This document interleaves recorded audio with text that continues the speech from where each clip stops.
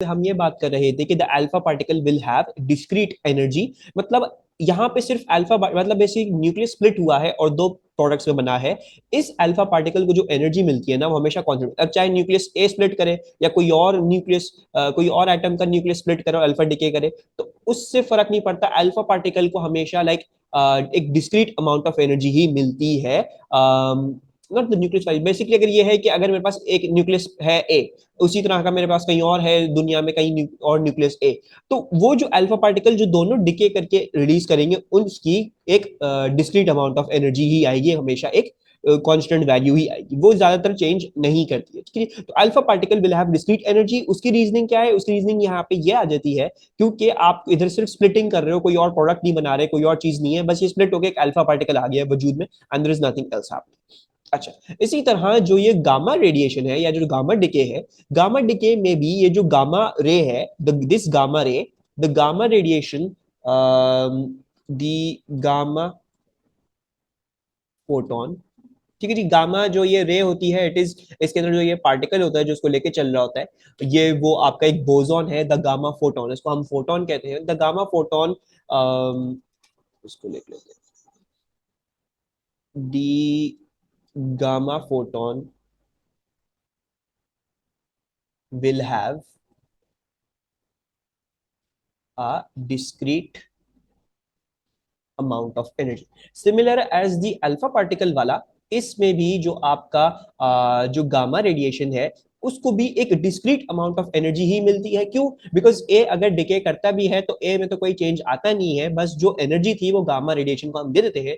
तो इसमें भी यही होता है, because there is no other product forming या कोई और चीजें नहीं है, दूसरी तीसरी चीजें, तो इसमें भी गामा रे को या गामा फोटोन को हमेशा एक डिस्क्रीट अमाउंट ऑफ एनर्जी ही मिलती है। ठीक है, तो अब चाहे न्यूक्लियस ए डिके कर रहा है, कोई यहाँ पे रखा हुआ है, आपने न्यूक्लियस ए को यहाँ पे रखा हुआ है, कोई यहाँ पे, जहां पे भी होंगे न्यूक्लियस ए, ये जब भी डिके करेंगे तो एक गामा फोटोन देंगे which will have more or less the same value for the energy. अच्छा, लेकिन जो आपके बीटा माइनस और बीटा प्लस डिकेज है, ठीक है जी, beta minus beta plus decays में ये जो बीटा पार्टिकल्स होते हैं, ये जो इलेक्ट्रॉन्स हैं, ये डिस्क्रीट की वैल्यू के नहीं होते। ठीक है जी, तो इधर आपको ये बात समझनी है, द बीटा माइनस पार्टिकल्स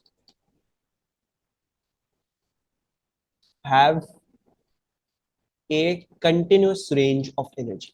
मतलब इनकी वैल्यूज जो है वो ये नहीं आता कि एनर्जी की हमेशा एक कांस्टेंट वैल्यू आ रही है। इसमें ये होता है कि एक रेंज होती है, जैसे 0 आ सकती है, कभी 2 आ सकती है, कभी 3 आ सकती है, कभी 4 आ सकती है, कभी 500 आ सकती है, कुछ भी आ सकती है। The beta minus particles have a continuous range of energy. इसमें आपके पास जो है वो हमेशा कंटिन्यूअस रेंज ऑफ एनर्जी आएगी। और वो क्यों होता है? वो इसलिए होता है बिकॉज इसमें डाउन तो अप बना, लेकिन ये पार्टिकल भी वजूद में आया है, और दूसरा उसके साथ आपने पेयर प्रोडक्शन करके आप एक एंटी मैटर पार्टिकल भी आप लेके आए हो। अब जो एनर्जी होती है वो सिर्फ अल्फा पार्ट, अब अगर अल्फा डी कहते तो वो तो सारी एनर्जी सिर्फ अल्फा पार्टिकल में जाती, अगर वो गामा डी कहते तो सारी एनर्जी वो गामा रे को मिल जाती। अब क्या होगा? वो जो एनर्जी है वो स्प्लिट होगी दोनों के बीच में, it will be split between the two. तो बेसिकली वो एनर्जी हो सकता है कभी कभार इसको ज्यादा मिल जाए, हो सकता है इसको कभी कभार कम मिले, हो सकता है कभी इसको एनर्जी ज्यादा मिल जाए, उसको कम मिले, तो वो स्प्लिट होती है। तो इसलिए इस केस में जो बीटा माइनस पार्टिकल आपके पास आता है, उसकी एक कंटिन्यूअस रेंज ऑफ एनर्जी होगी, ये नहीं होगा कि हमेशा कांस्टेंट वैल्यू आ रही है। ठीक है जी, similarly in this one too, अगर बीटा प्लस डिके होगा हमारा, तो बीटा प्लस डिके भी, इधर भी हम वही कॉपी कर लेते हैं, इसमें भी आपके जो बीटा प्लस पार्टिकल्स होंगे उनकी कंटिन्यूअस रेंज ऑफ एनर्जीज होंगी। वो क्यों? बिकॉज आप उसके साथ एक इलेक्ट्रॉन न्यूट्रिनो भी रिलीज करते हो, you are always releasing an electron neutrino. Actually अब आ जाते हैं ऑन दिस दी मोर रट्टा पार्ट ऑफ योर सिलेबस। तो हमें जो है वो क्या करना है, वी नीड टू रिमेंबर और the properties of R radiation. हमने कोई चार तरह की रेडिएशन पढ़ी हैं, उनकी हमें सब की कुछ ना कुछ प्रॉपर्टीज जो है वो याद रखनी है। ठीक है जी, पहले तो हम जनरल डिस्क्रिप्शन की बात कर लेते हैं। तो अल्फा पार्टिकल क्या है? It is basically a helium nucleus. इसमें इलेक्ट्रॉन्स नहीं होते हैं, +2 का चार्ज आएगा 4He2।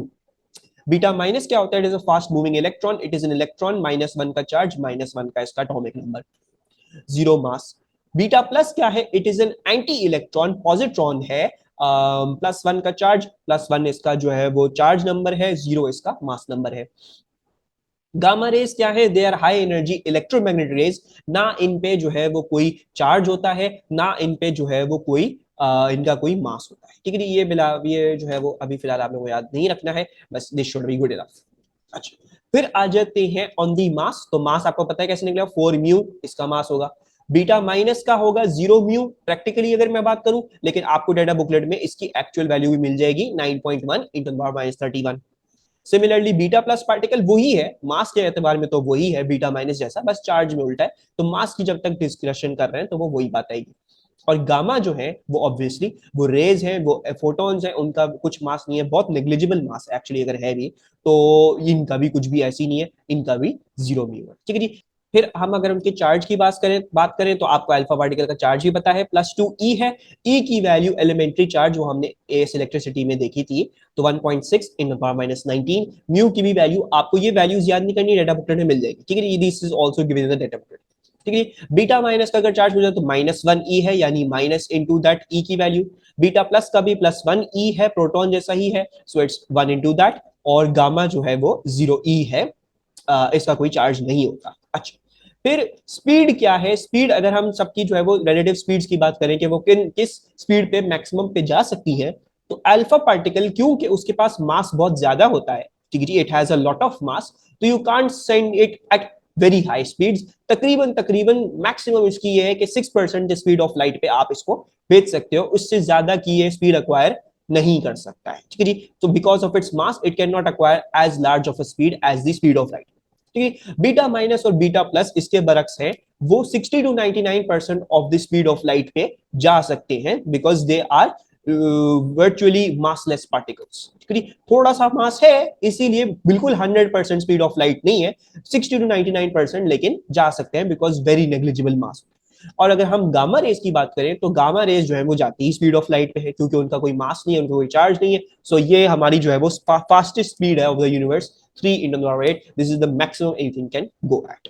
अच्छा, फिर इसी तरह अगर हम बात करें motion in an electric field, what do I mean by electric field? अगर मैं दो प्लेट्स इस तरह से लगाऊं और एक प्लेट को पॉजिटिवली चार्ज कर दूं, एक प्लेट को नेगेटिवली चार्ज कर दूं, तो हमें क्या पता है, अल्फा पार्टिकल क्योंकि उस पर +2 का चार्ज है, तो वो नेगेटिव प्लेट पे जाके इट विल कोलाइड खुद जाके। ठीक है, सिमिलरली अगर मैं बीटा माइनस की बात कर रहा हूं तो बीटा माइनस फिर भी पॉजिटिव प्लेट पे जाके कोलाइड कर जाएगा। बीटा प्लस को अगर भेजूंगा तो बीटा प्लस भी नेगेटिव प्लेट में जाके कोलाइड कर जाएगा, क्योंकि पॉजिटिव चार्ज है। सो जिन जिनका पॉजिटिव चार्ज है वो नेगेटिव प्लेट में जाके ठुक जाएंगे, जिसका नेगेटिव चार्ज है वो फिर पॉजिटिव प्लेट में जाके ठुक जाएगा। और जिसका कोई चार्ज नहीं है, गामा रेज का कोई चार्ज ही नहीं है, वो सीधा सीधा चल जाएंगे। ठीक है जी। अच्छा, फिर क्या है बेरियन नंबर? बेरियन नंबर क्या था? Number of protons and number of neutrons. तो 4 इसका है। 0 इलेक्ट्रॉन बेरियन होता नहीं है, वो लेप्टॉन होता है ना। बीटा प्लस पार्टिकल वो भी एक एंटी इलेक्ट्रॉन है, और गामा फोटॉन्स भी दे आर नॉट बेरियंस, वो बेसिकली एक अलग बोसॉन की फील्ड में जाते हैं, दोज आर बोसॉन्स। अच्छा, देन लेप्टॉन नंबर, तो ये जो है अल्फा पार्टिकल में कोई लेप्टॉन्स नहीं होते, सारा सारा प्रोटॉन्स और न्यूट्रॉन से बना हुआ है। Beta particle is a lepton. Beta का जो एंटी है बीटा प्लस, उसको हम लिखेंगे -1 लेप्टॉन नंबर, ठीक है, क्योंकि वो एंटी है। और गामा जो है वो भी, उसके अंदर भी कोई इलेक्ट्रॉन्स नहीं है, तो वो भी 0। अच्छा, देन फिर क्या है रिलेटिव पेनिट्रेशन। पेनिट्रेशन से क्या मतलब, what is this the measure? ये मेजर ये है कि ये एक दूसरे के लिहाज से ये जो है वो कितना दूर जा सकते हैं, how far can they basically go in a certain medium. कोई भी मीडियम की बात करें तो ये बेसिकली इन सब का कंपैरिजन है कि ये सब कितना कितना दूर जा सकते हैं। तो अगर हम ये कहें कि गामा फोटॉन्स ऐसे हैं कि उनकी 10,000 है, मतलब वो किसी भी चीज में चल जाएंगे, किसी भी चीज में चल जाएंगे, तो अल्फा पार्टिकल्स की उनके क्या कहते हैं इन रिलेशन टू देम उनकी बहुत ज्यादा कम होती है, उनकी सिर्फ 10 होती है। ठीक है, दे कैन नॉट गो हर चीज में से। वो क्यों? बिकॉज उनका चार्ज भी ज्यादा है और उनका मास भी ज्यादा है। तो एक मास ज्यादा होने की वजह से चीजों से कोलाइड करेंगे, दूसरा क्या है, चार्ज ज्यादा होने की वजह से फिर एक दूसरी और आइटम्स की तरफ अट्रैक्ट होंगे, कोलाइड करेंगे, और वो फिर इतनी दूर ना जा ही जा पाएंगे। अक्सर बेशतर कोलाइड होकर ये फिर खत्म हो जाएंगे, कहीं एब्जॉर्ब हो जाएंगे, अपनी सारी एनर्जी खो देंगे in the collision. Similarly beta minus, और बीटा माइनस की अगर मैं बात करूं तो बीटा माइनस के ऊपर भी जो है वो, क्योंकि उस पर चार्ज है और थोड़ा सा उसका मास है, तो हाँ, अल्फा पार्टिकल से तो ज्यादा अच्छी है, डेफिनेटली ज्यादा अच्छी है, लेकिन इवेंचुअली बीटा माइनस के साथ भी ये होगा कि वो किसी एटम के न्यूक्लियस में जाके ठुक जाएगा या अपनी एनर्जी खो देगा सारी की सारी ड्यूरिंग द कोलिजन्स, या कुछ और मामला हो जाएगा, किसी और चीज के साथ जाके कोलाइड कर जाएगा। तो हाँ, अल्फा पार्टिकल से ज्यादा दूर जाएगा लेकिन बहुत ज्यादा दूर नहीं जाएगा। ठीक है, बीटा प्लस पार्टिकल्स बिल्कुल भी कहीं नहीं जाएंगे, वो कहीं भी नहीं जा पाएंगे। वो ऐसा क्यों? वो ऐसा इसलिए क्योंकि हमने पढ़ा है मैटर एंटी मैटर अनाइलेशन। आपकी जो दुनिया है, आपकी जो कायनात है, वो इलेक्ट्रॉन्स, प्रोटॉन्स और न्यूट्रॉन से बनी है, मैटर से बनी है। तो अगर अगर अगर आप एक एंटी मैटर पार्टिकल प्रोड्यूस करके इस दुनिया में कहीं पे भी छोड़ दोगे, तो क्या होगा? वो एक फौरन से ही वो दुनिया उसमें से कोई इलेक्ट्रॉन आएगा, दोनों कोलाइड करेंगे, खत्म, तहस नहस हो जाएगा मामला। ठीक है। और गामा रेडिएशन, उसका ना मास है ना उसका चार्ज है, तो उसकी रेडियो पेनिट्रेशन सबसे ज्यादा है, वो सबसे ज्यादा दूर तक जा सकती है। तो अगर इनकी 10 और 100 है तो इसकी 10,000 100,000 की इसकी रेडियो पेनिट्रेशन है। ठीक है। आयोनाइजिंग इफेक्ट की बात कर रहे थे। आयोनाइजिंग इफेक्ट का क्या मतलब है? आयोनाइजिंग इफेक्ट का मतलब यह है कि अगर फॉर एग्जांपल ये अल्फा पार्टिकल जा रहा है किसी और एटम के पास से, सपोज करें अल्फा पार्टिकल इस एटम के पास से जा रहा है, तो कितनी पावर है इसके पास ये कि इस एटम को ये आयनाइज कर दे, यानी इसके इलेक्ट्रॉन जो है वो ले जाए अपने साथ। ठीक है जी। या फिर मतलब बेसिकली इसको समझो कि आयनाइजिंग इफेक्ट से क्या मतलब है कि बेसिकली कितनी टेंडेंसी है इस पार्टिकल के पास कि वो किसी और चीज को आयनाइज कर ले। ठीक है जी। तो अल्फा पार्टिकल जो है वो जरा कैसे आयनाइज करेगा? वो ऐसे आयनाइज करेगा कि वो इलेक्ट्रॉन्स को निकाल के ले जाएगा। तो क्योंकि इसका +2e का चार्ज है, ये इसलिए इलेक्ट्रॉन्स पे सबसे ज्यादा जो है वो फोर्स लगा सकता है, और इलेक्ट्रॉन से बड़े खुशी खुशी इसके साथ निकल जाते हैं। ठीक है जी। अच्छा, anti matter beta plus particles का कोई आयनाइजिंग इफेक्ट नहीं होगा। क्यों? बिकॉज वो इंस्टेंटली कोलाइड करके खत्म हो जाते हैं, तो हम इसमें आयनाइजिंग इफेक्ट की बात नहीं करेंगे। Alpha particles strongly ionising, beta minus particles क्योंकि उनके पर सिर्फ एक -1 का चार्ज होता है। अच्छा, बीटा माइनस पार्टिकल्स कैसे आयनाइज करेंगे किसी भी चीज को?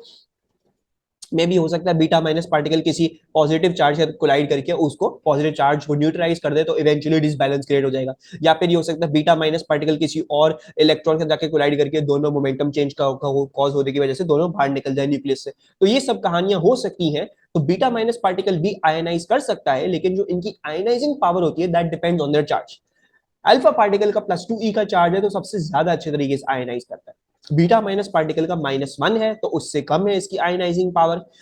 बीटा प्लस पार्टिकल के अंदर आयनाइजिंग की बात नहीं करेंगे क्योंकि फौरन से खत्म हो जाता है, स्नेस हो जाता है इसका। और गामा रेडिएशन की बात करेंगे तो गामा रेडिएशन का बिल्कुल भी चार्ज नहीं होता, लेकिन हम इसमें नो आयनाइजिंग इफेक्ट से ज्यादा अच्छा हम वीक लिखा करेंगे, कुछ ना कुछ हद तक आयनाइज कर सकता है। ठीक है, कैसे करता है, क्यों करता है, वो हम पढ़ेंगे इन A2, लेकिन कुछ ना कुछ हद तक ये आयनाइज कर सकता है। अच्छा, फिर आ जाते हैं क्लाउड चैम्बर पे।